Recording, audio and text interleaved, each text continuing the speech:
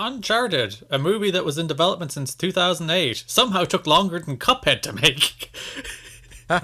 Yeah. Well, clearly Indeed. Genius isn't easy to make, is it? Oh no, it's not. The Chinese democracy of films. My favorite, like Uncharted, it took this long to make note is that Mark Wahlberg was originally tapped to play Nathan Drake, but obviously like aged out of what they wanted. So it's like you can just play Sully now instead.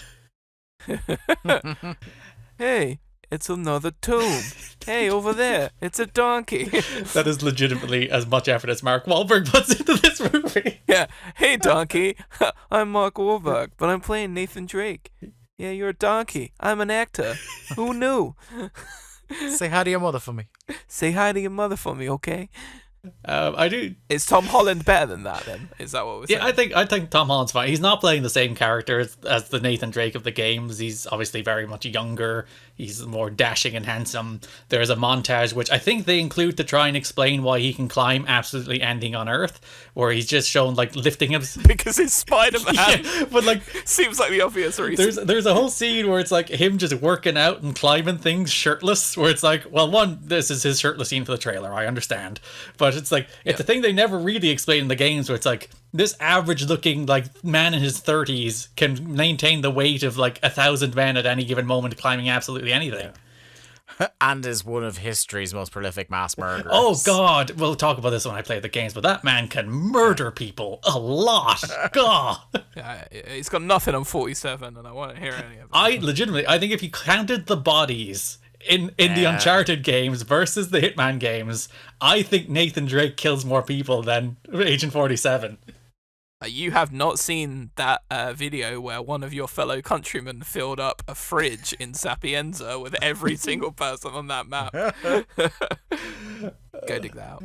I do find it funny that this film took so long to make, and like the final result is like the most like generic adventure film you'll ever see in your life. It's because like the Uncharted games are just versions of Indiana Jones, and now this is a game that was based on a movie turned back into a movie, so it's just like reverse engineering back into being like it's just an Indiana Jones knockoff. And it's like it's really perfectly fine. It's like entirely pleasant. I'm surprised how badly it's reviewing. It has 40% on Rotten Tomatoes at the moment, which feels like it's not a great movie, but it's not that bad. I think anybody that goes to it will be like, oh, you know, that's a fun little adventure movie that I will never think about again. They seem to have kind of come back in vogue. Like, after they rebooted the Jumanjis, they made, obviously, like, they rebooted Tomb Raider.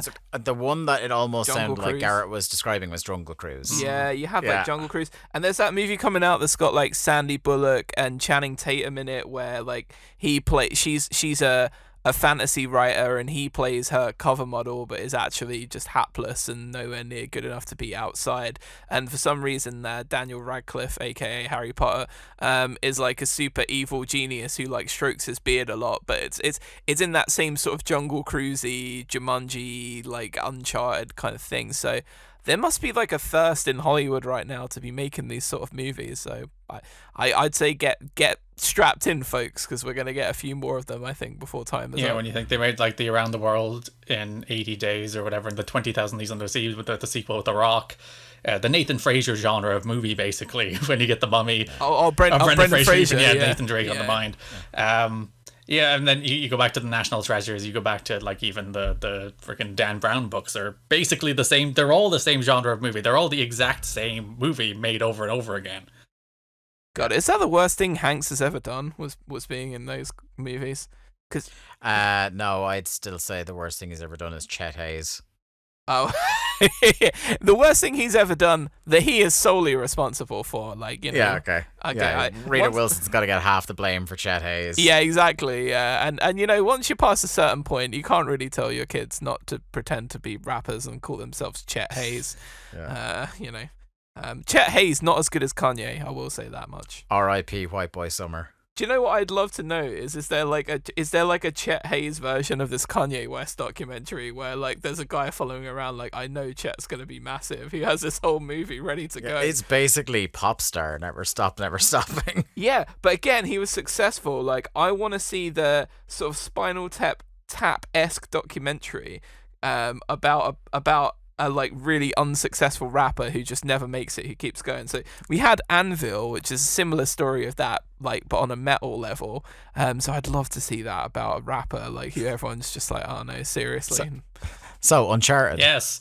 I find the way they adapted it interesting in that this is not an adaptation of any individual game. It's more of a, we'll take bits and pieces of all of the games and shove them together. So it's like, oh, there's a little bit of Nate's brother.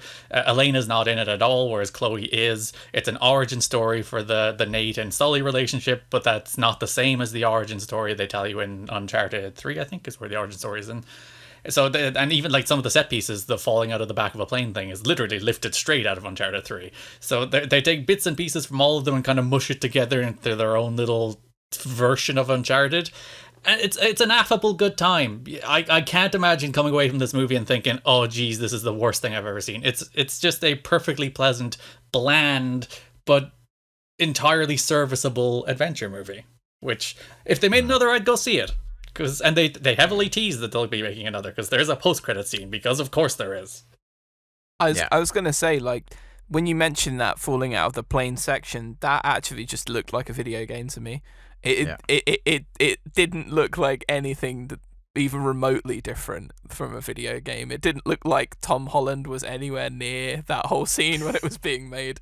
Everything in there looked completely created by I would like if there was a version of that, like, you know, when they accidentally released the not sound effects version of the Mummy trailer with Tom Cruise, and it was just him screaming in absolute silence. Oh, that's creepy. As he's hanging out the I plane. watch that once every like 3 months. It's so good. Yeah, I'd love if there was a version of that, like Tom Holland doing that. Like, people should absolutely release full movies like that, because they would be so entertaining. What's creepy are they? It would make me buy more Blu-rays if there was like we remove the FX option. It would make a lot of very serious movies much funnier. You ever watched somebody like edited all the laughs out of Big Bang Theory? Yeah. And it is horrifying, like how unfunny it is when you don't have the suggestion that people are enjoying themselves. So edit all the laughs out of Big Bang Theory. Oh, you mean Big Bang Theory? Yeah. Here he is. So hot takes for a show that like peaked and ended many years ago. Don't you slander the AEW Dynamite lead-in.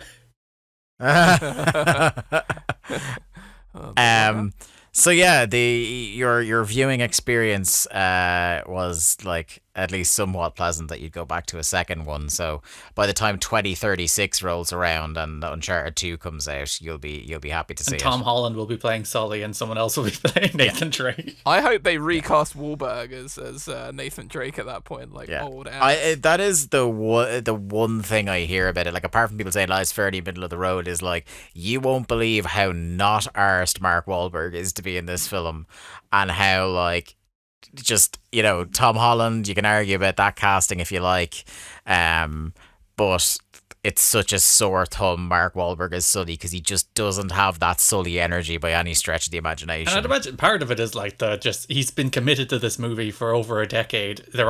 By the time they made it, it was director number 7. So Mark Wahlberg is like, fine, I'll do it. Just get me on set, get it done. I'll show my vague Mark Wahlberg charisma, but not try even remotely, and get out the door. Yeah, I'm not even bringing Cade Yeager levels. You wonder how something like that ends up in such development, how like it's such a Route 1 movie. It's not like, oh, we're really struggling to get a script that works for this. Like, it's Uncharted. Like, you will watch this movie and be like, how on earth did it take this long? Did they have like a eureka moment where we're like, oh my god, what if we made a generic adventure movie? And everyone's like, so you're saying it's less like Chinese Democracy and more like Duke Nukem Forever.